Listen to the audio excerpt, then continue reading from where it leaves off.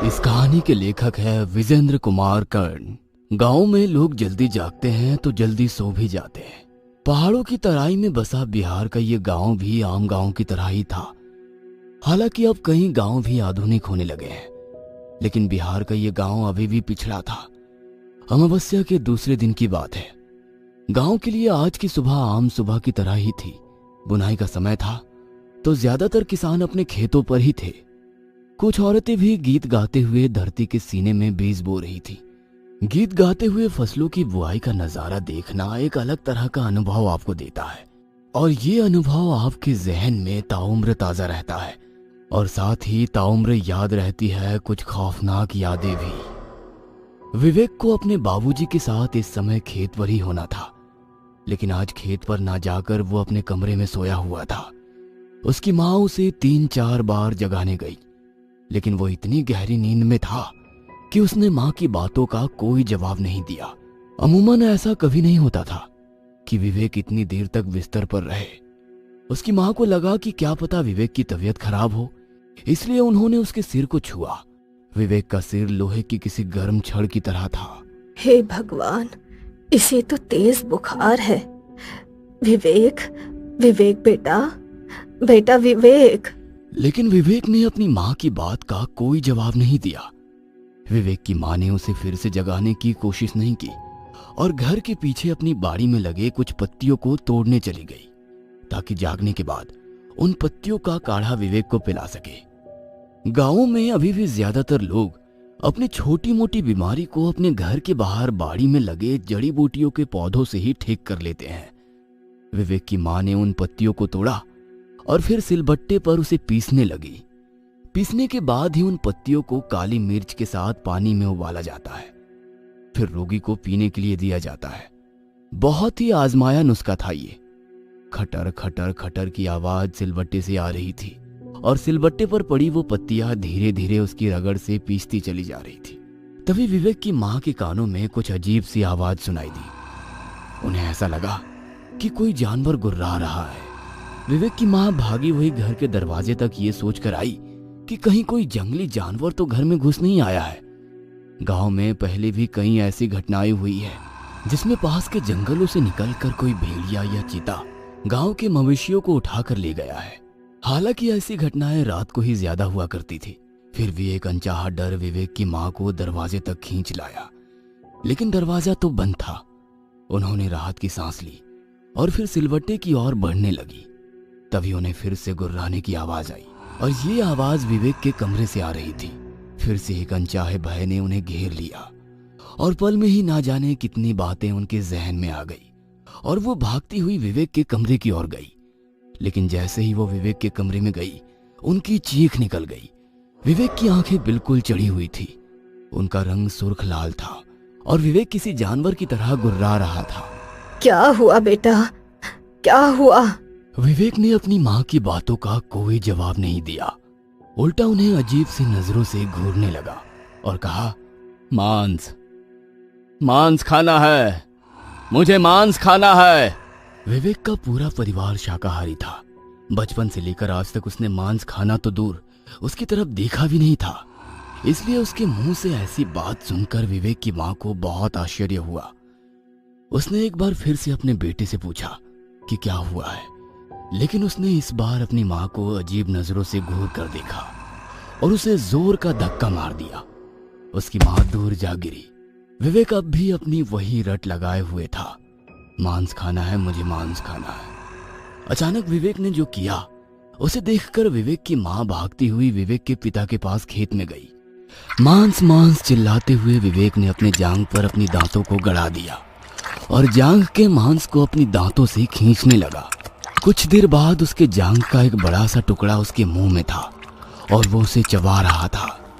विवेक के पिता ने जब ये बात सुनी तो वे भागते हुए अपने घर की ओर आए, और जब वो घर पहुंचे तो वहां पर एक अजीब सी मनहूसियत का उन्हें आभास हुआ। उनकी दिल की धड़कनें इतनी जोर जोर से धड़कने लगी कि ऐसा लगा कहीं दिल ही बाहर ना आ जाए।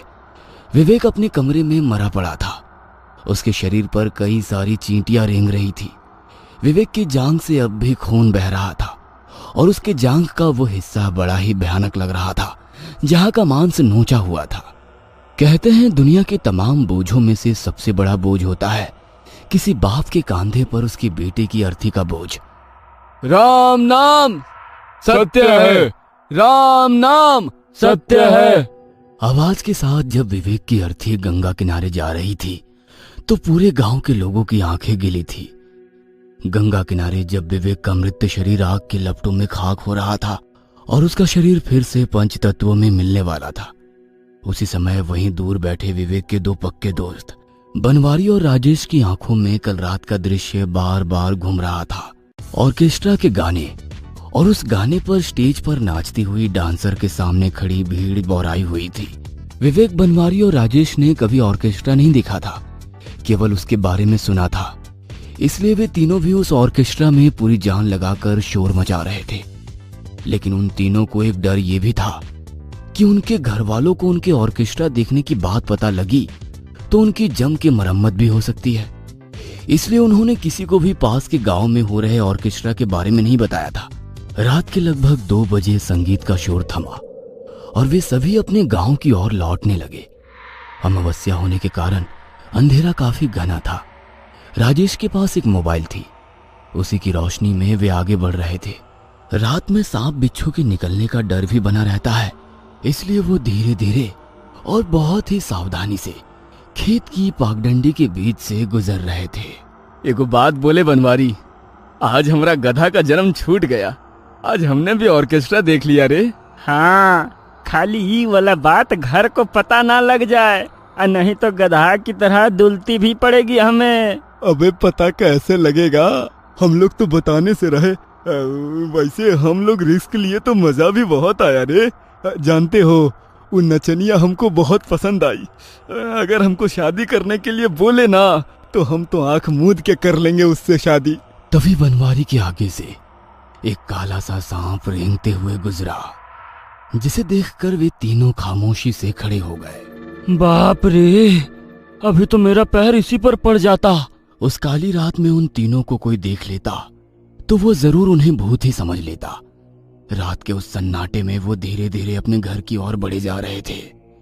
दूर से कुत्तों के भौंकने की और सियार के चिल्लाने की आवाज माहौल को डरावना तो बना रही थी, लेकिन तीनों साथ थे तो हिम्मत थी। तभी विवेक ने उन्हें कहा, भाई जोर से पेशाब लगा है, तुम लोग यहीं रुको, हम मूत कर आते हैं। विवेक राजेश के हाथ से मोबाइल लेकर थोड़ा सा दूर हटकर पेशाब करने लगा। बनवारी और राजेश चुपचाप खड़े होकर विवेक के आने का इंतजार कर रहे थे। पेशाब करते वक्त विवेक को दूर झाड़ियों से कुछ आवाज आई। वो आवाज कुछ औरतों की बुदबुदाने की थी। इतनी रात में यहाँ औरतों की आवाज कैसे आ रही है, ये सोचकर विवेक ने मोबाइल की टॉर्च की रोशनी उस तरफ फेंकी जिधर से वो आवाज आ रही थी। मोबाइल की उस हल्की रोशनी में विवेक ने जो देखा, उसे देखकर उसकी चीख हलक में अटक गई। वहां 3-4 औरतें काले कपड़ों में बैठी हुई थी और वे किसी पात्र में कुछ खा रही थी। विवेक ने जब गौर से देखा तो उन औरतों के पास 3 मुर्दा शरीर पड़े हुए थे। उसने उन मुर्दा शरीर की ओर और भी गौर से देखा तो एक शरीर तो उसका ही था, बाकी उसके दोनों दोस्तों के। वो चिल्लाते हुए वहां से भागा। बनवारी और राजेश ने जब उसकी आवाज सुनी और उसे तेजी से अपनी ओर भागते हुए देखा तो वे समझ गए कि जरूर वहां कोई जंगली जानवर है। वे तीनों बदहवास से भागते रहे। रात का सन्नाटा अब सन्नाटा नहीं रहा, वो तो उनके पैरों की आवाज और लुहार की धौंकने की तरह चलती उनकी सांसों की तरह हो गया था।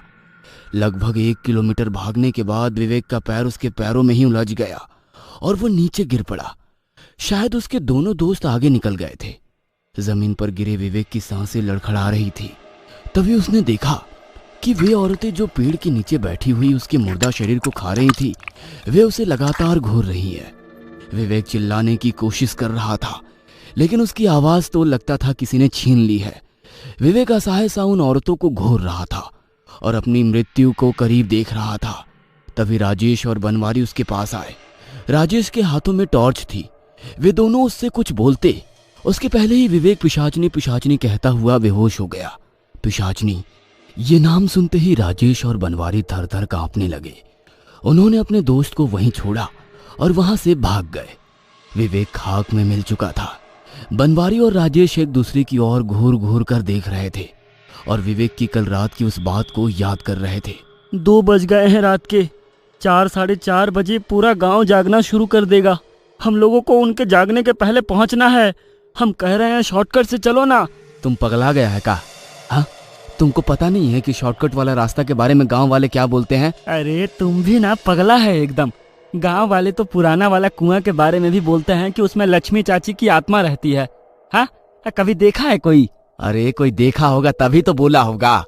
तुम ये कहो ना कि तुम्हारा उस रास्ता से जाने से फट रहा है, क्योंकि गांव वाले कहते हैं कि अमावस्या की रात को वहाँ पिशाचनी लोग साधना करने आती हैं और आज अमावस्या ही है। विवेक तो उस रात खेतों में ही मर गया था। पिशाचनी ने उसके शरीर पर कब्जा कर लिया था और वो उसके घर बनवारी और राजेश की तलाश में गई थी। शमशान घाट में बैठे बनवारी और राजेश के दिमाग में एक ही बात घूम रही थी कि वे तीनों ही उस रास्ते से गुजरे हैं।